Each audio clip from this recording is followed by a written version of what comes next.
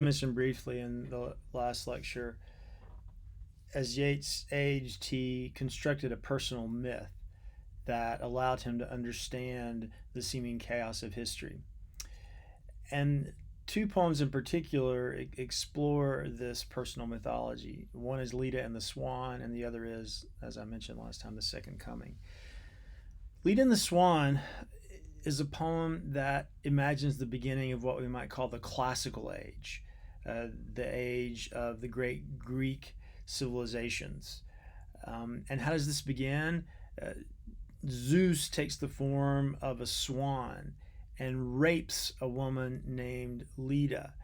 And out of her offspring eventually evolves the height of classical Greek civilization, but also within that very moment of the creation, this violent moment of creation, the moment of destruction is there as well.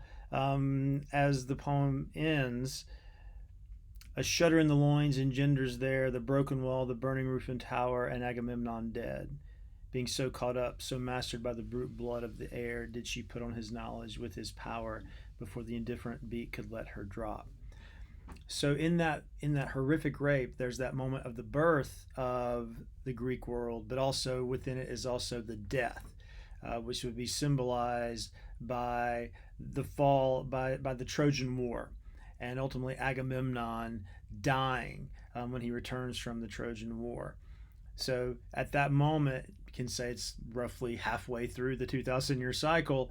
The cycle starts to turn down again, and its opposite will emerge with another impregnation caused by a bird, often the Annunciation, where Mary is impregnated by God. The dove announces this moment. So we have not a violent, brutal swan raping this woman, poor woman, but we have a dove impregnating without any kind of physical contact at all a woman. And this woman, Mary, gives birth to Jesus, whose values are the exact opposite of those of the Greek world that came before: meekness, humility, not strength, not arrogance, as we see in someone like Odysseus or Agamemnon. So then we see, roughly 2,000 years later, the Second Coming, where the opposite of Christianity is starting to emerge. The gaze blank and pitiless as the sun.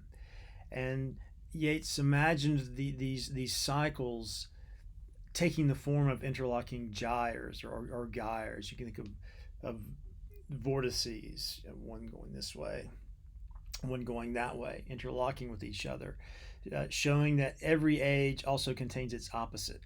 As one age sort of unspools itself, it also generates what is the opposite of itself, and then a new system of interlocking gyres will come in the next age.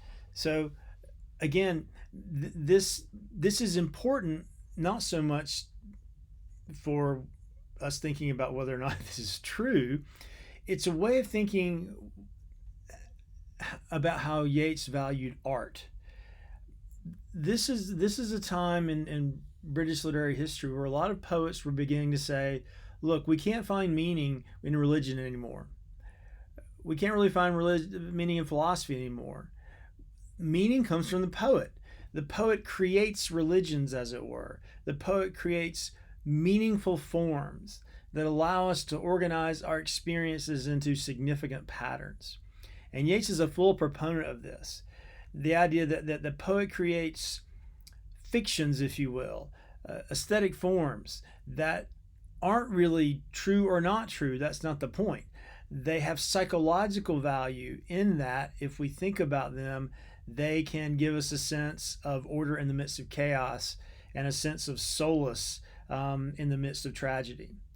So for Yeats, the poet is a kind of priest, a kind of secular priest who's creating a kind of secular religion that will help people live their lives.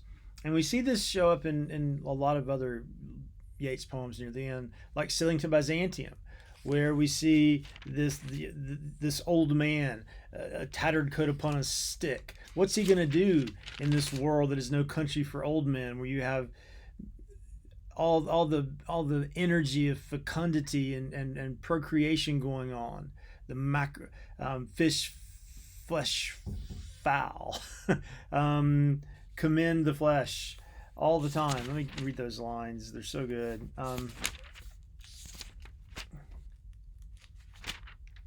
Yeah. That is no country for old men.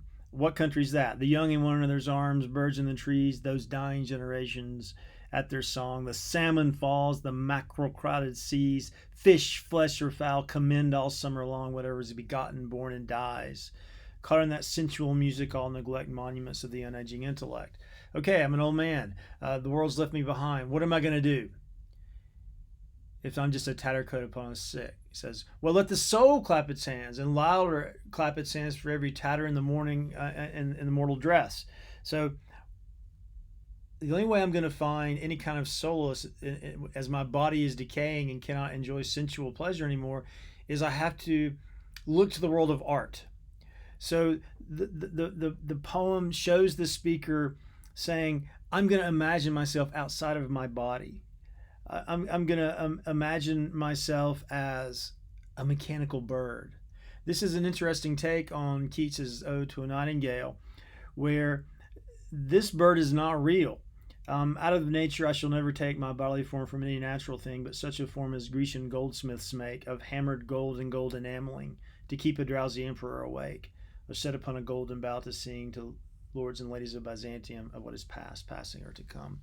I'll talk tomorrow about Yeats's interest in Byzantium as a city, but here there's a sense that the artifice of eternity, an artificial bird that still somehow is connected to time, can sing of what is past, passing, and to come. That is what the tattered old man will be.